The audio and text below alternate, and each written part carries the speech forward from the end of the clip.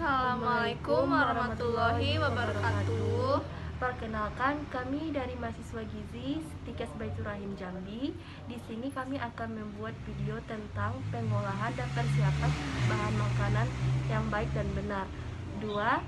Penyimpanan dan pendistribusian makanan yang baik dan benar, yang dimana beranggota kelompok saya sendiri Yolanda Ulansari, MPN 2018-020, Serendinia 2018-31012, dan Heni 2018-31004. Pertama-tama, kami akan menjelaskan tentang persiapan dan pengolahan makanan yang baik dan benar.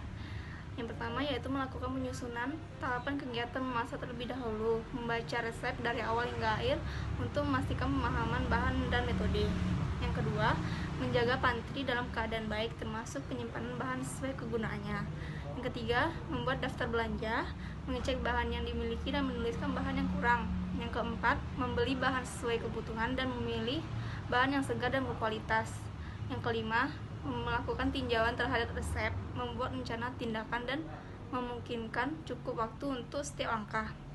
Yang keenam, memulai penataan ruang kerja dapur, pengaturan area kerja, penyusunan bahan dan peralatan.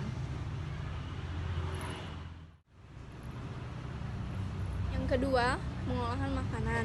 Cara pengolahan makanan yang baik yaitu: yang pertama, tempat pengolahan makanan atau dapur harus memenuhi persyaratan teknis higien sanitasi untuk mencegah risiko pencemaran terhadap makanan.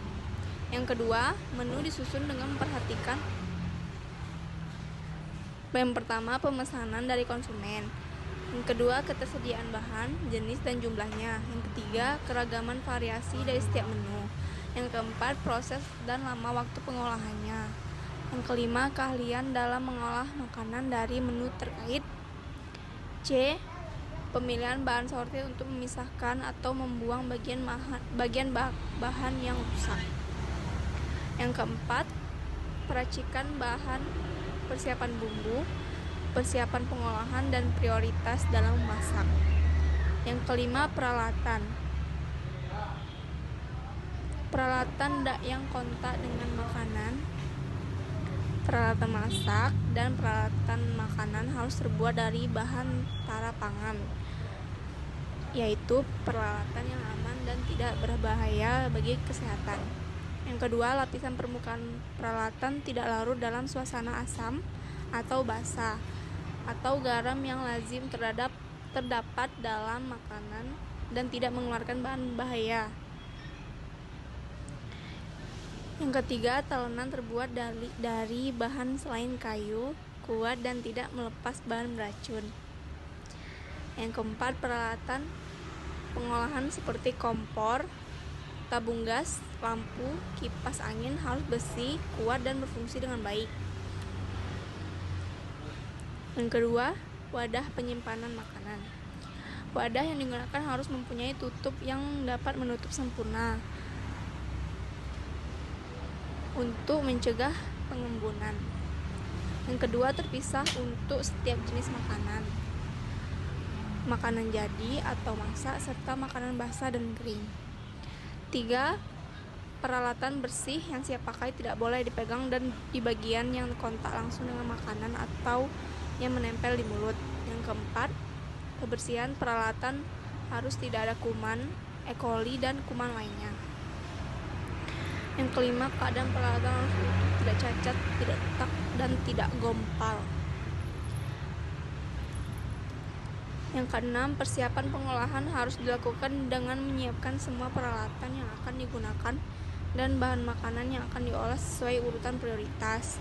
Pengatur suhu dan waktu perlu diperhatikan karena setiap bahan makanan mempunyai waktu kematangan yang berbeda. Higien penanganan makanan. Yang pertama, memperlakukan makanan secara hati-hati dan seksama sesuai dengan prinsip higien sanitasi makanan. Yang kedua, menempatkan makanan dalam wadah tertutup dan menghindari penempatan makanan terbuka dengan tumpang tindih karena akan mengotori makanan dalam wadah di bawahnya.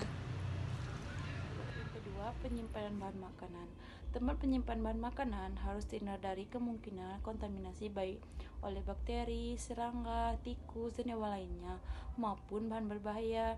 Yang kedua itu penyimpanan harus memperhatikan prinsip first in first out atau FIFO dan first expire first off atau FFO, yaitu bahan makanan yang dianjurkan terlebih dahulu dan yang mendekati masa kadaluarsa dimanfaatkan digunakan lebih dahulu. Selanjutnya, tempat atau wadah penyimpanan harus sesuai dengan jenis bahan makanan. Contohnya, bahan makanan yang cepat rusak dimasak dalam lemari pendingin, dan bahan makanan kering disimpan di tempat kering dan tidak lembab.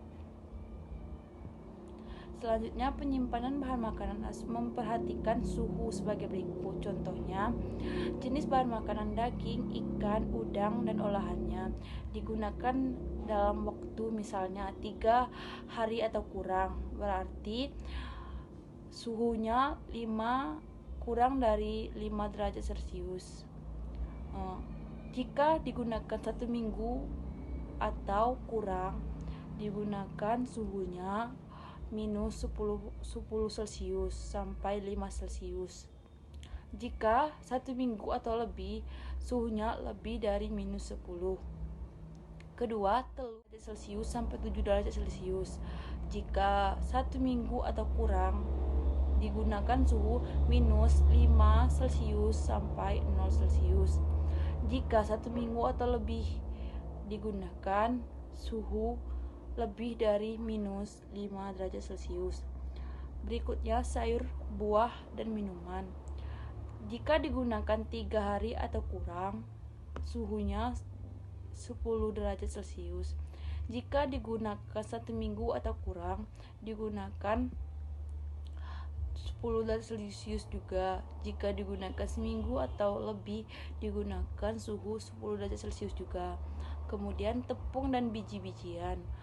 Kalau digunakan 3 hari atau kurang, maka suhunya 25 derajat Celcius atau suhu ruang. Selanjutnya, seminggu atau kurang, maka digunakan suhu sama dengan 3 hari atau kurang. Selanjutnya, ketebalan dan bahan tidak lebih dari 10 cm. Kelembaban penyimpanan dalam ruang 80% sampai 90%. Penyimpanan bahan makanan oleh pabrik. Makanan dalam kemasan tertutup disimpan pada suhu kurang lebih 10 Celcius. Dan terakhir, tidak menempel pada lantai, dinding atau langit dengan ketentuan sebagai berikut. 1. Jarak bahan makanan dengan lantai 15 cm.